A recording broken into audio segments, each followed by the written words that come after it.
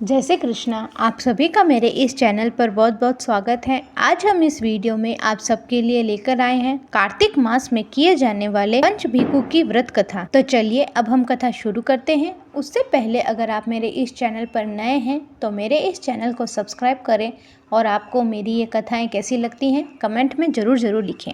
कार्तिक मास के शुक्ल पक्ष की एकादशी से पूर्णिमा तक यह पंच भिखु का व्रत किया जाता है। जो मनुष्य पूरे 1 महीने तक कार्तिक स्नान नहीं कर पाता वह 5 दिन तक जल्दी उठकर तारा की छाया में स्नान कर सकता है। इससे उसे पूरे महीने का पुण्य फल मिलता है। तो चलिए अब हम कथा शुरू करते हैं। एक नगर में एक ब्राह्मण की बेटी रहती थी। वह कार्तिक के महीने में सुबह सुबह गंगा जी में स्नान करती थी। वह पराये पुरुष का मुंह नहीं देखती थी। उसी नगर के राजा का बेटा भी कार्तिक स्नान करने जाता था। राजा के बेटे ने मन में विचार किया कि मैं इतनी जल्दी सुबह सुबह आता हूँ तो भी मेरे से पहले कौन स्नान करके जाता है। कार्तिक महीने के 5 दिन रह गए। ब्राह्मण की बेटी स्नान करके जाती और राजा का बेटा स्नान करने के लिए आता था। एक दिन राजा के बेटे के पाँव की आवाज सुनकर वह ब्राह्मण की बेटी जल्दी जल्दी जाने लगी। उस हड़बड़ी में ब्राह्मण की बेटी अपने गले की माला वहीं भूल गई। राजा के बेटे ने वह माला देखी और मन में सोचने लगा, यह माला ही इतनी सुंदर है तो इसे पहनने वाली कितनी सुंदर होगी। ब्राह्मण की बेटी ने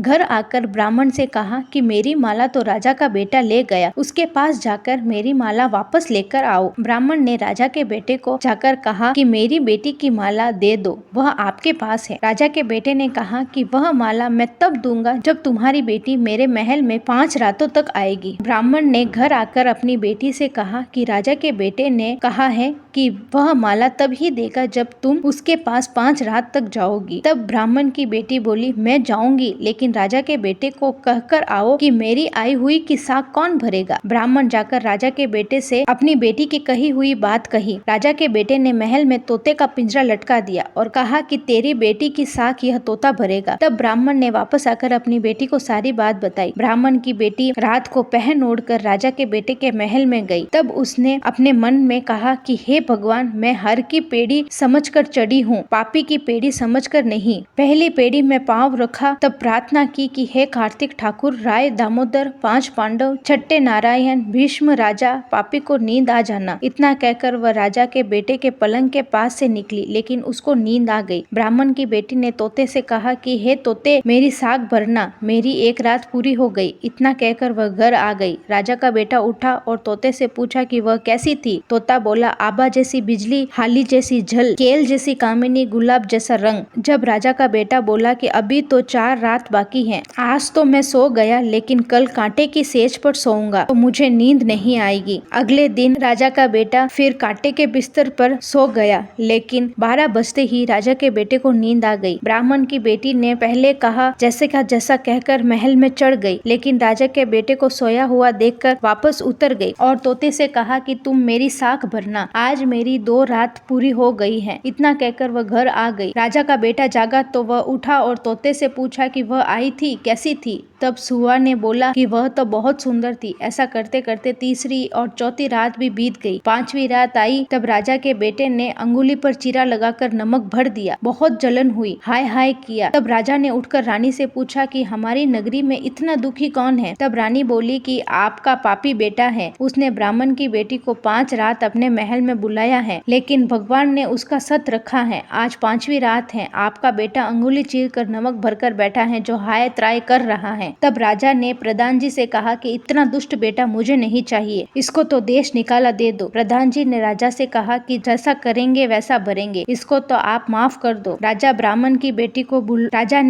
की बेटी को बुलवाया और अच्छा लड़का देखकर उसका विवाह कर दिया। राजा के बेटे ने आकर ब्राह्मण की बेटी से माफी मांगी और उसे अपने धर्म की बहन बनाई और उसको चुनरी ओढ़ाई। हे कार्तिक माता, हे राय दामोदर बाबा, आप जैसे ब्राह्मण की बेटी पर प्रसन्न हुए वैसे ही सभी पर प्रसन्न होना। जैसा उसका सत रखा वैसे ही सभी का रखना। कहते सुनते होकारा भरते सभी का रखना। जय काती माता। अगर आपको मेरी ये कहानी अच्छी लगे तो इसे लाइक करें, शेयर करें और कमेंट करना बिल्कुल ना भूलें।